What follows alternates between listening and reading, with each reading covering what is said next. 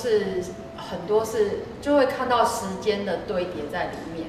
这次关于台中的作品，其实也是跟时间的累积有关。那因为这次是在台中图书馆，所以我觉得，人类有很多文化，或者是说历史，或者是说各式各样的知识，都是由非常多的时间的累积跟传承，然后所展开来的。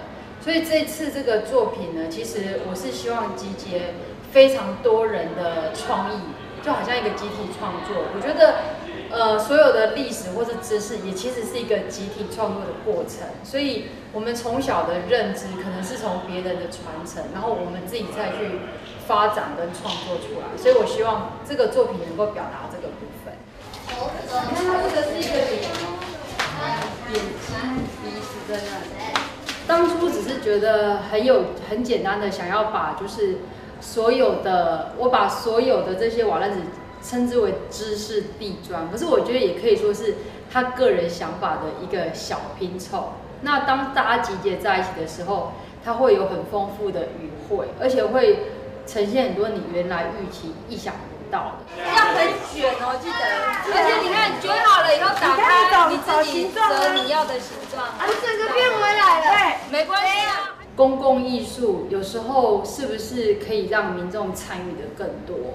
尤其是当他们就是真的是一家大小，然后很欢乐的时候，他们一起来参与。那他曾经是参与者，通常他都会是再来参观者，因为他会很想看看，当他当初做的东西，然后随着不同的人去堆叠，因为时间的累积跟堆叠，它有不同的纹理的时候，他很想来看看最后的成果是什么样的。我觉得这个就是发挥到这一次公共艺术可以跟民众参与最大的乐趣之一吧。来做一个鸡蛋，狗蛋的鸡蛋。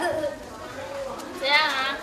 对，你可以发明自己要的形状，没有规定要怎么样。你可以看看做爱心，你们看看这个，来，你看看这个小朋友，你要做的是一个脸，那都是他们曾经精心设计在上面，可是它全部都融合在里面。这就是我希望可以带给来参观的观众发现，而且让他们好好的去阅读的地方。然后你看这个，你看这是一只猴子哦，真的呢，你看，真的啊，猴子那边就是熊。好了，我以熊啊，为是熊，他说是猴子，我也没办法。我的作品本身都有一个游戏的那种感觉，那我觉得那个孩子特别能感觉到我想要玩的那个部分，而且他们是玩得很开心。我觉得对我来说，这整个作品的意义就是这样，就好像你在看一本书，你觉得你读的好津津有味，你欲罢不能，你就是不想放下来。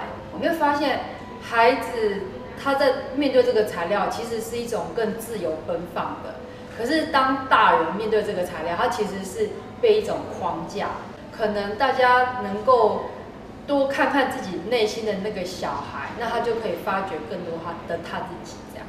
当民众来到这个地方，然后可以借由这个活动去认识更多，好像是去发掘更多他自己内在，或者是内在来说是要发掘他自己可能有更多的想法、更多的创意，借由这一次的活动。